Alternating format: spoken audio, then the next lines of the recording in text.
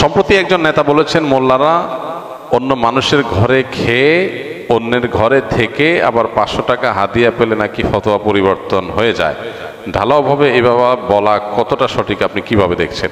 500 টাকা 1000 টাকা যারা মানুষের ঘরে খায়া লিল্লা খায়া যারা বড় হইয়া বড় বড় কথা বলে, এদের কোনো সেন্স কাজ করে বলে আমি মনে করি না। যাদেরকে 500 টাকার জায়গায় 1000 টাকা দিলে ওয়াজের বা মোনাজাতের ভাষা পরিবর্তন হয়ে যায়, এরা হইল মোল্লা মুন্সি। মোল্লাতন্ত্র কিন্তু ইসলাম নয়। কাজে এই বাংলাদেশে মোল্লাতন্ত্র হয়েছে আর ধর্মের নামে ব্যবসা শুরু হয়েছে। দেখেন, প্রথম কথা হলো, হুজুররা অনেকেই মানুষের দান খয়রাত হাদিয়া তোহফা এগুলো দিয়ে চলে। দান খয়রাত এদেশে কেউ জোর করে আদায় করে না, এটা খুশি হয়ে মানুষ দেয়। হুজুরে একবেলা খাওয়াইলো বা 3 বেলা খাওয়াইলো, হাদিয়া দিল, তোহফা দিল, এগুলো কি হুজুররা চাঁদাবাজি করে আদায় করে?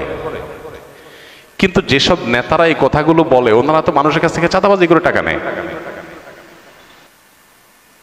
রাজনৈতিক নেতারা, আমি সবাইকে ঢালাওভাবে বলছি না, রাজনীতি করতে গিয়ে নেতা হতে গিয়ে মানুষের কাছ থেকে চাঁদাবাজি করে টাকা নেওয়ার কালচারে যারা অভ্যস্ত, বা যেই সোসাইটিতে সেরকম কালচার পলিটিশিয়ানদের মধ্যে অনেকের মধ্যে আছে, বিভিন্ন দলে আছে, সব দলেই কম বেশি আছে, এই কালচারে যারা ডুবে আছে, তারা যদি আলেম সমাজকে বলে 500 টাকা 1000 টাকা মানুষ আল্লাহর রাস্তায় দিলে খায়, তাহলে এটা হলো চালনি সুইকে যে বলে তোমার পেছনে ছিদ্র আছে, ওইরকম।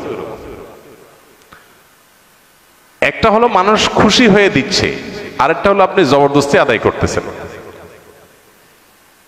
জবরদস্তি আদায় করে চাঁদাবাজি চলা কালচারের মধ্যে ডুবে থাকা একটা মানুষ যদি আলেম ওলামাদেরকে এ ধরনের কথা বলে, সেটা হলো সবচেয়ে লজ্জাজনক অধ্যায়, সবচেয়ে দুঃখজনক অধ্যায়।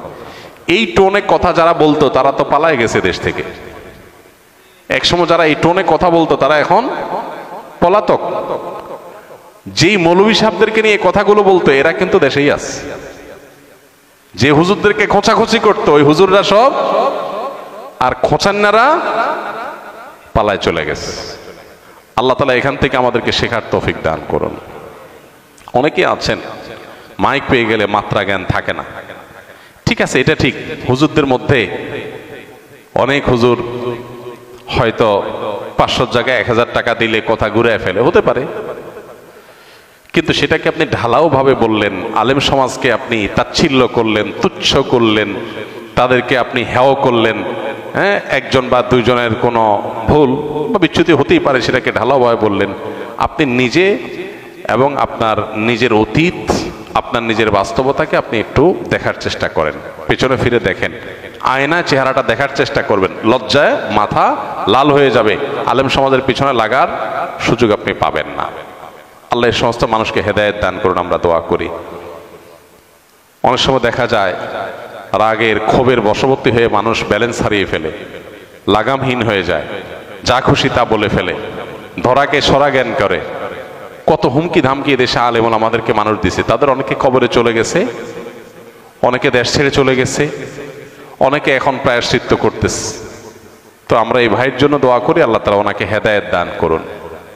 অনবরত আলেম সমাজের বিরুদ্ধে বিষোদ্গার, এটা লক্ষণ খারাপ।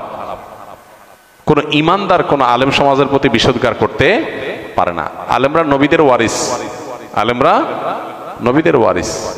আলেমদের যে অবদান, সে অবদানের কারণে আপনি নিজে একজন সুসন্তান। আলেমরা যদি আমাদের মা বাবাদের বিয়ে না পড়াইতেন, তাহলে যারা আলেমদের সমালোচনা করেন তাদের জন্ম কি বৈধ হইতো? তা আলেমদের বিয়ে পড়ানোর কারণে জন্মটা কি হয়েছে? বৈধ হয়েছে। আলেমদের বিয়ে পড়ানোর কারণে আপনি বৈধ সন্তান হতে পেরেছেন। আলেমরা আপনাদের জানাজা পড়ায়, আলেমরা আপনাদেরকে নীতি নৈতিকতা শিখায়, যৌতুক প্রথাকে এদেশ থেকে বিদায় করেছে, বিতাড়ন করেছে আলেমরা। অনাচারের বিরুদ্ধে সোচ্চার থাকেন আলেমরা। আলেমদের অবদান খুঁজে পান না? হাজার হাজার অবদান আপনি খুঁজলে পাবেন। আল্লাহ তাআলা সেটা খোঁজার মতো বিবেক বুদ্ধি দান করুন।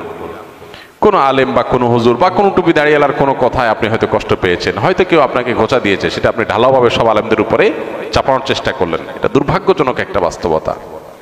আল্লাহ তাআলা আমাদের নেতাদেরকে সহনশীল হওয়ার তৌফিক দান করুন। কিভাবে মানুষ নেতা হয় যদি এতটুকু সহনশীলতা না থাকে? ঢালাওভাবে তার ক্ষোভ জেদ এটা উদ্গীরণ করে আলেম সমাজের উপরে। খুবই দুর্ভাগ্যজনক একটা বাস্তবতা। এদেশে আলেমদের প্রতি মানুষের যে সম্মান, এই সম্মান অন্য কোনো সেক্টরের মানুষের প্রতি নাই। অনেক পয়সাওয়ালা ক্ষমতাওয়ালা নেতা, তাদেরকে মানুষ সম্মান করে ভয়ে, আর আলেমদেরকে যে সম্মান করে সেটা হলো ভেতর থেকে স্বতঃস্ফূর্ত ভাবে। অতএব আলেমদের দেখে হিংসা হলে তাদের মতো চরিত্র অর্জন করেন, তাদের মতো হওয়ার চেষ্টা করেন, তাদের খোঁচাখুচি করে লাভ নাই।